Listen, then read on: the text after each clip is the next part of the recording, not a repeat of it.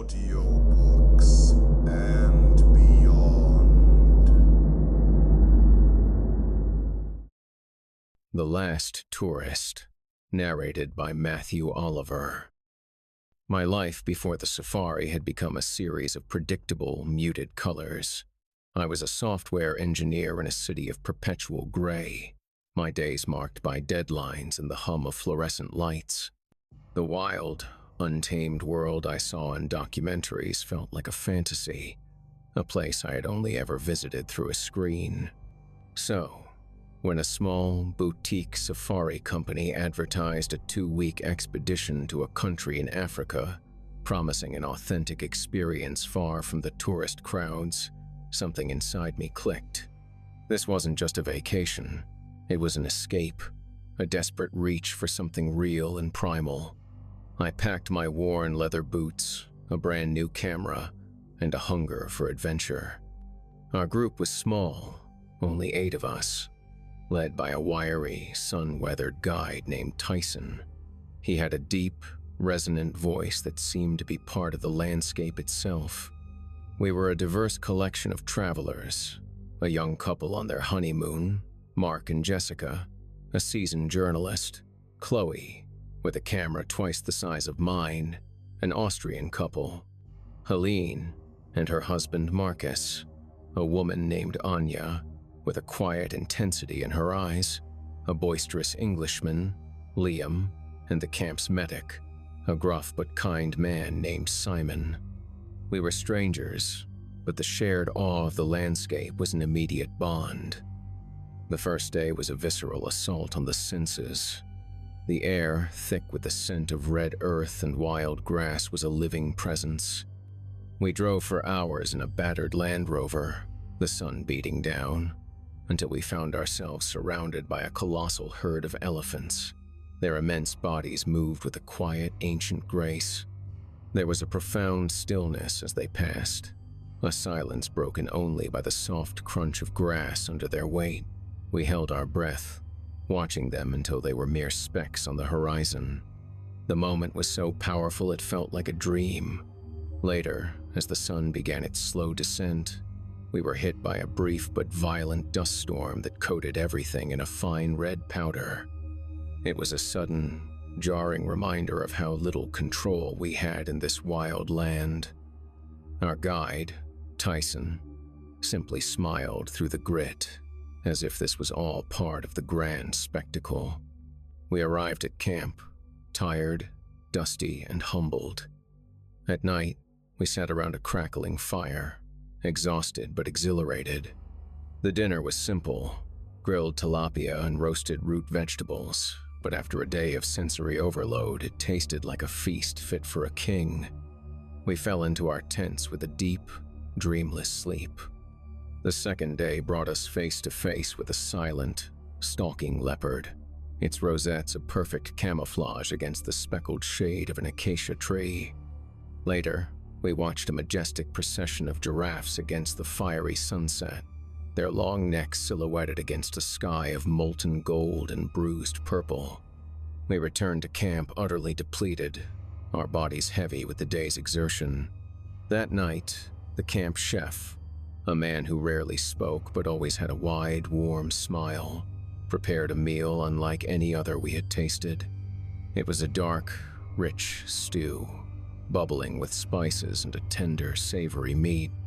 The aroma was intoxicating, and the flavor was so complex and satisfying that we all ate in silence, focused entirely on the food.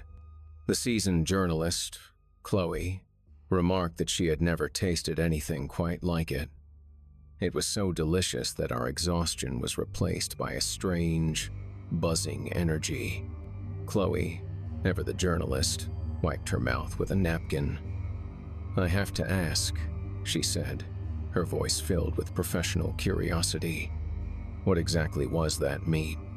I've never tasted anything so tender."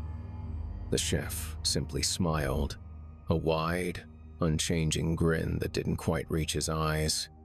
He held up a hand and gestured to the pot. "A special recipe," he said in his low, accented voice. "It's all in the spices and the slow cooking. The way it is prepared is the secret. As we left the table, I heard Mark whisper to Jessica, "Can't stop thinking about that stew. It was incredible." "I know, right?" Jessica agreed, her voice hushed. "What kind of animal could it have been? Something rare, maybe?"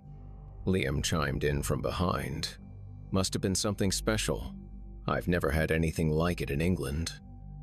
The morning of the third day was filled with the rhythmic thunder of wildebeest crossing the plains, a living river of muscle and hoof. Later, we came upon a pride of lions, their golden manes shimmering in the midday sun. It was an awe-inspiring, humbling spectacle. After our viewing, we ate a quick, celebratory lunch of sandwiches and fruit under the shade of a massive baobab tree, all buzzing with adrenaline from the close encounter. As we began the long drive back to camp, the midday heat had settled in, causing a quiet lull to fall over the Land Rover. It was then that we came across the same pride of lions, only this time they were feeding. They weren't fighting over a gazelle or a zebra, but rather what appeared to be a pale, shapeless mass. There was no fur, no familiar markings. It was a sight so jarring that even Tyson seemed to hesitate, his face unreadable. "What are they eating?" Jessica asked, her voice barely a whisper. Tyson simply shrugged, a strange, weary sadness in his eyes. Just a kill, nothing more. But as we returned to camp, the quiet woman from Austria, Helene, was feeling unwell. She complained of a terrible headache and stomach cramps, and her husband, Marcus, was worried. Simon, our medic, was baffled by her symptoms. He took her temperature and checked her pulse, shaking his head and muttering about a nasty stomach bug. He had no explanation for it. That evening, Helene was too sick to join us for dinner. Her absence was a small, noticeable void.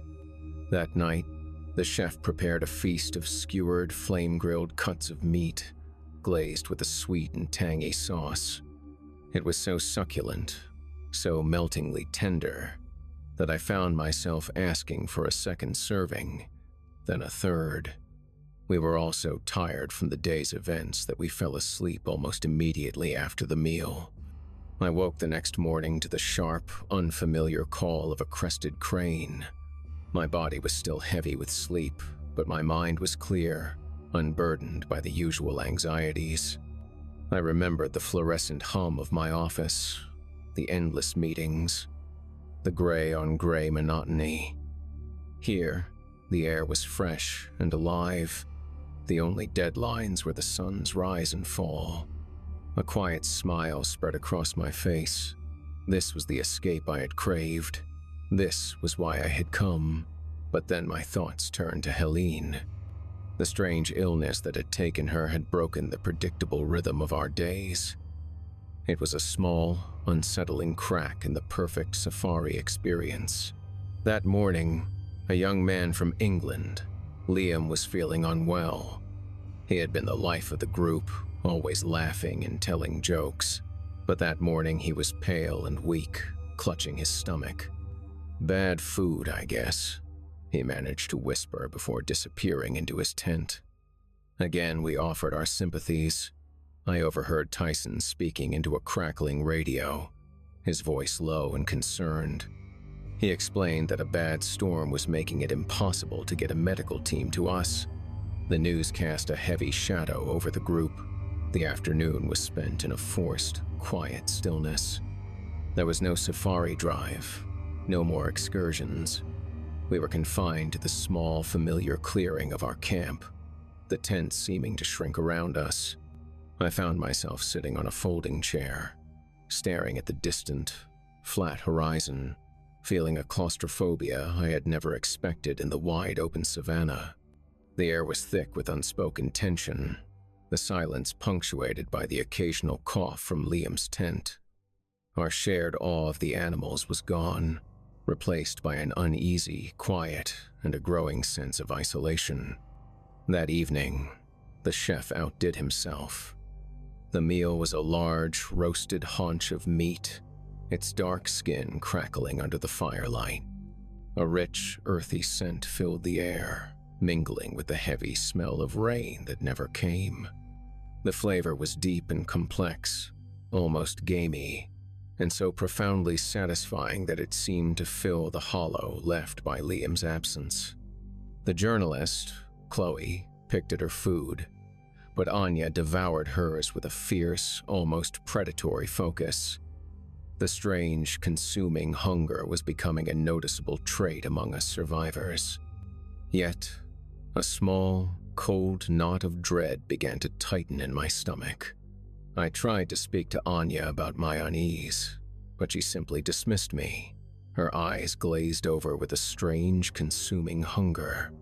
The chef, who had been so quiet before, now seemed to hum as he worked, his smile wider than ever.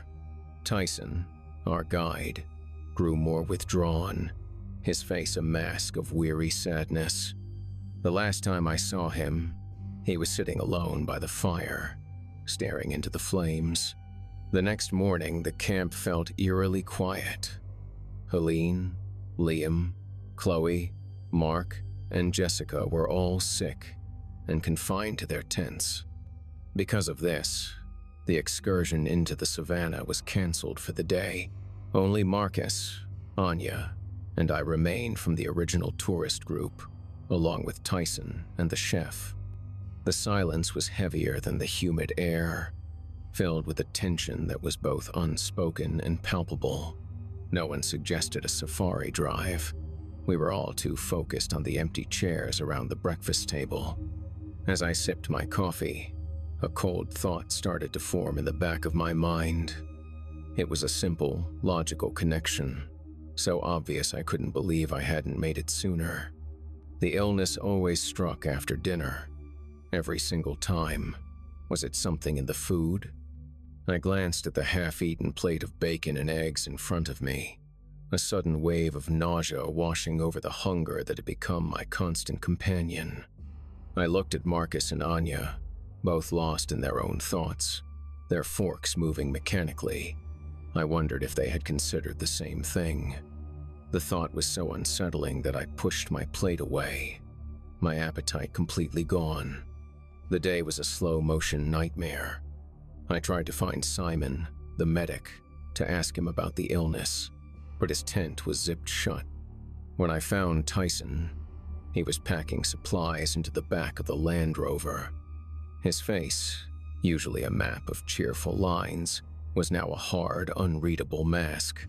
"Just getting ready for the next leg of the journey," he said, his voice flat.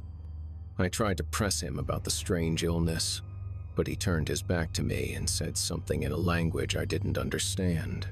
The chef, for his part, was a blur of activity, his humming now a constant, unsettling drone from the kitchen tent. He was always smiling, but it felt more like a predatory grin than a happy expression. I spent most of the day just walking around the small clearing, my mind racing. I noticed how unnaturally clean the camp was. There was no sign of trash, no food scraps, no leftover bones from our previous meals. The chef was a meticulous cleaner. I watched Anya and Marcus for most of the day. They both sat in silence, staring off into the distance, a strange, feral hunger in their eyes. They barely spoke to each other, their attention fixed on nothing in particular. It was the same look I had seen in my own reflection that morning. The strange, consuming hunger was becoming a noticeable trait. My heart pounded with a sickening dread. I crept to Chloe's tent and quietly unzipped it. It was empty. The cot was made, her bags were gone, and the space was unnervingly clean. I checked every other tent, Mark and Jessica's, Liam's, Simon's. All of them were empty. The fear that had been a small knot in my stomach now surged into a frantic, full-blown panic. I ran to Tyson, who was still packing the Land Rover. "Where are they?" I demanded, my voice raw with terror. "Where are Chloe, Mark, Jessica, and the others? They're gone!" Tyson turned to me, his expression unreadable. "They are not gone," he said calmly. "They were too sick to stay. This morning, after you all went back to your tents, I drove them to the nearest town. It's a small clinic, but they will be able to get them the medical attention they need." The words were like a temporary anesthetic to my panic. The fear was still there, a cold, hard stone in my stomach, but it was now mixed with relief. The explanation was so simple, so logical. A storm had prevented the medical team from coming to us, so he had taken the sick to them. That made perfect sense. I looked at Anya and Marcus, who were still sitting in silence. "Did you know?" I asked, my voice barely a whisper. Anya's eyes, still glazed with that strange hunger, simply met mine. Marcus didn't even look up. Their silence was more unsettling than a denial. It was as if they had accepted this new reality without question. That evening, it was just the three of us at the dinner table. The chef brought out a final, magnificent dish. It was a single, large platter, and on it was a glistening, perfectly roasted piece of meat. The skin was a crackling brown, the juices running clear, and a familiar scent wafted up to my nostrils. A scent that was both deeply familiar and utterly terrifying. As the chef smiled that wide, unchanging smile, I saw a flash of silver on the plate near the meat. It was a small, ornate ring. A ring I had seen before. It belonged to Liam. A wave of ice-cold understanding crashed over me, followed by a torrent of hot, sickening horror. The unique flavor of the food, the chef's smiles, the sickness that had claimed our friends one by one. It wasn't a coincidence. Anya saw the ring too. Her eyes met mine, a flicker of fear replaced by a strange, knowing calm. Her hunger, it seemed, had long ago replaced her sense of self. She picked up a knife and fork, her gaze fixed on the perfectly cooked meat. "Don't you want to taste it?" she asked, her voice a hollow whisper.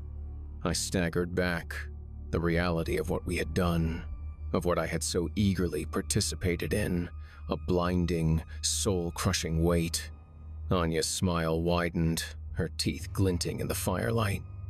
"You're not just a tourist," she purred, her voice a low, chilling whisper. "You're a guest of honor." She gestured to the empty spaces around the fire pit, where our friends' tents once stood. Every time, a new group, a new menu, people like you, with their desperate need to escape their mundane lives.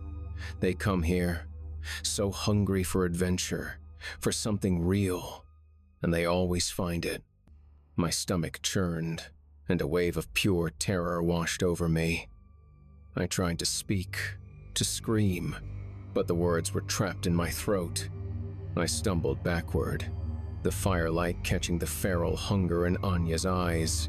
This wasn't a safari, it was a hunt, a game of her own design. I was the last tourist, and the most delicious feast of all was waiting to be had.